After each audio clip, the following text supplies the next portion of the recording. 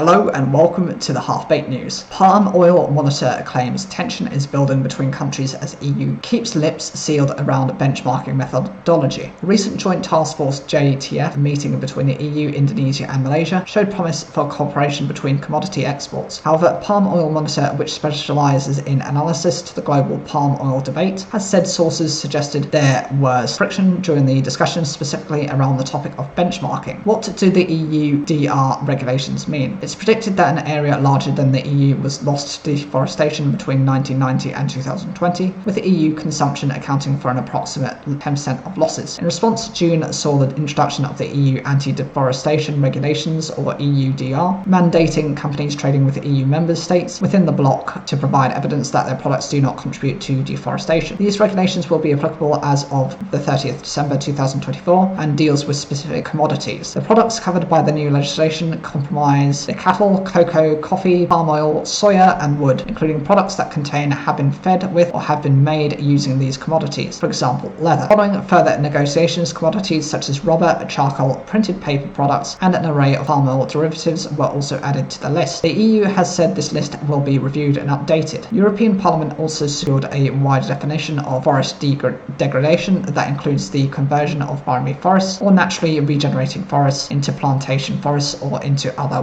wooded land. As a result of this new law, companies must ensure their products are legal and not linked to land that has been deforested or degraded after 31st of December 2020. What is EUDR benchmarking? Against the benchmarks set out by the EU, countries are marked either as high, standard or low risk. Products from countries deemed as low risk will undergo a simplified due diligence process. The amount of checks performed on operators is in line with countries' risk level, 9% for high risk countries, 3% for standard risk and 1% for low risk. In line with the regulation, the EU Commission will consider three factors: the rate of deforestation and degradation, the rate of expansion of agricultural land for relevant commodities, and the production trends of relevant commodities and products. But the EU will also consider other information from, for example, the country concerned, other stakeholders, any bilateral cooperation on forestry and land tenure issues, concerns from countries around EUDR. However, according to Palm Oil Monitor, the EU has recently attempted to exclude this topic from JTF discussions. Although the meeting agreed to the terms of reference for the work of the ad hoc JTF that include work on issues such as the inclusivity of smallholders in the supply chain, relevant national certification schemes and protection of data, the discussion around benchmarking was limited. The issue with that is that there are concerns with the methodology behind the benchmarking, which is under development, and whether this is taking into account recent measures implemented by countries to reduce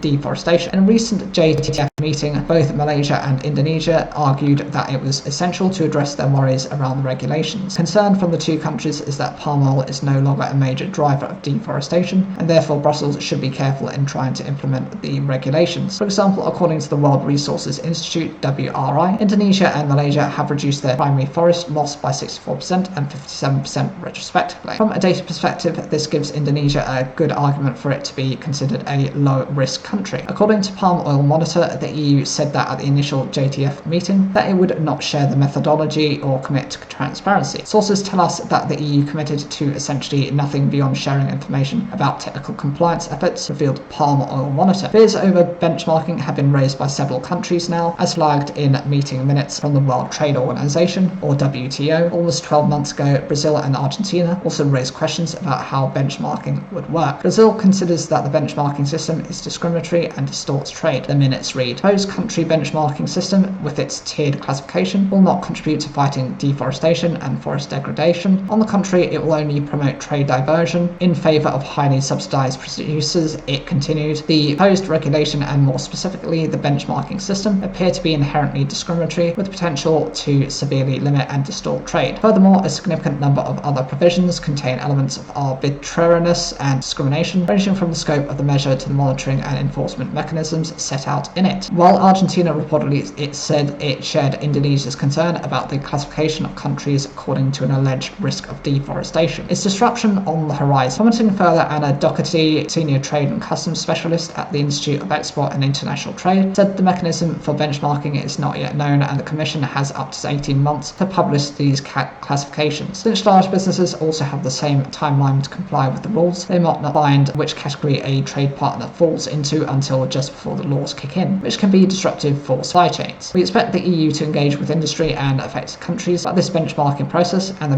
methodology behind it will be important. A country being classified as high risk would mean increased compliance requirements both for operators and customs authorities and could represent a trade barrier. It also might place smaller producers at a disadvantage, as they often don't have the infrastructure to comply with some requirements and the same ability as larger partners to ship trade. Palm Oil believes that if the EU does not explore the topic of benchmarking in more depth at the next JTF, penciled in for the end of November 2023, the likelihood increases that it will instead be forced to do so at the next WTO meeting. Meanwhile, in the UK, F&B firms are struggling to meet deforestation KPIs set by the CDP, with this annual forest report highlighting that just 1 of 15 targets have been met by more than 50% of food and beverage companies.